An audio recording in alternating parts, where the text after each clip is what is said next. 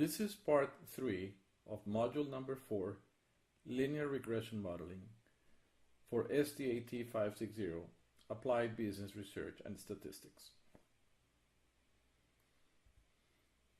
So staying with our example, we now know that Deborah is not satisfied with the outcome of her model, as only 75% of the variability of the customer satisfaction rating is explained by the variability of transit time delay.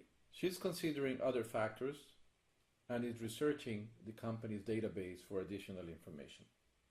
She's able now to locate information for every one of these customers surveyed that provide an indication not only of the delay in transit time, but also for time they have spent waiting on hold when they called the customer service center. Deborah was also able to find information given an indication of the number of incorrect deliveries experienced by these customers during the period of the survey. Furthermore, she has information on credit applications, indicating that certain customers have those applications denied during that period. In principle, she collected information about 4 possible elements that could answer the question on why customers are so unhappy. This chart, produced using the correlation function of Excel, provides information about the correlation of customer satisfaction rating with other elements. These are the different coefficients of correlation. This one is specifically for average transit time delay, which is a negative 0.86, 0.95, a little higher for accumulated time on hold, 0.83 negative to the number of incorrect deliveries, and negative 0.12 for credit card applications, which indicates that this may not be a variable that correlates strongly with customer satisfaction rating.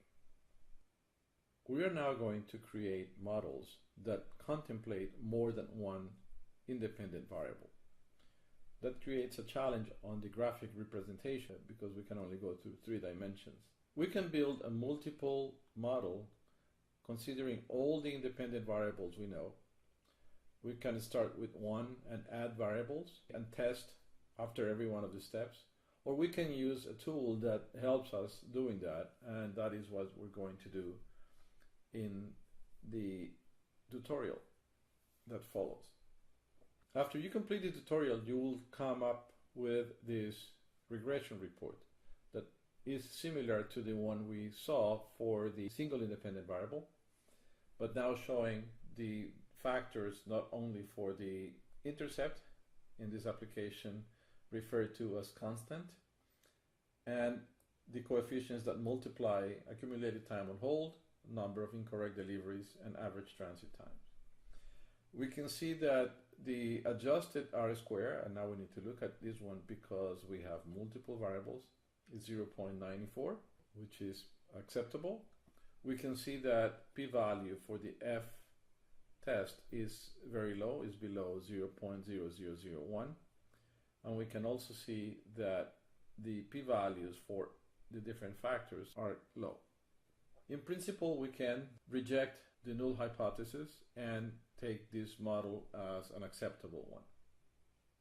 The challenge now that we have, once the model is created, is to interpret the output of it. And for that, we have to refer to the linear function and interpret the parameters associated with that. And I'm going to go 1 slide back to obtain those numbers.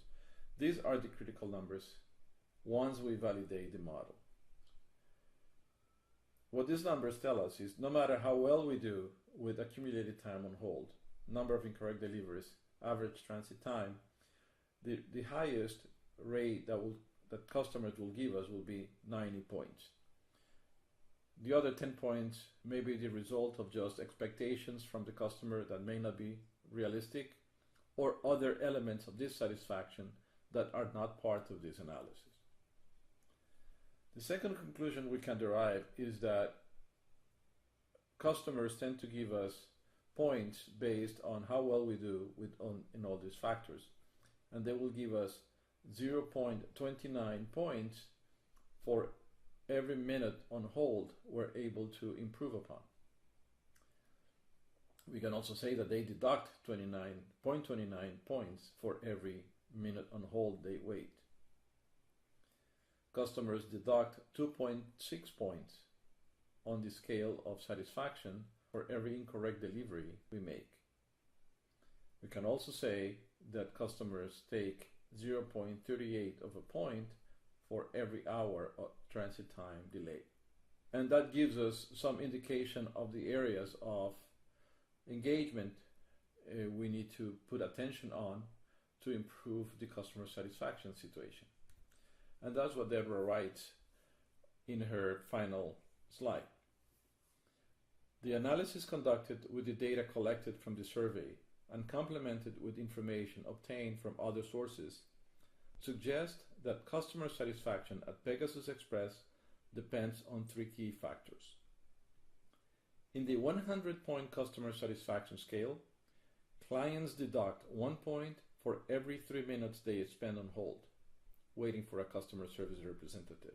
One delivery error causes a 2.6 point loss in the customer satisfaction scale. Late deliveries affect customer satisfaction at a rate of 1 point for every 22 minutes of transit time delay. The analysis also indicates that customer satisfaction ratings are not significantly affected by the outcome of credit applications.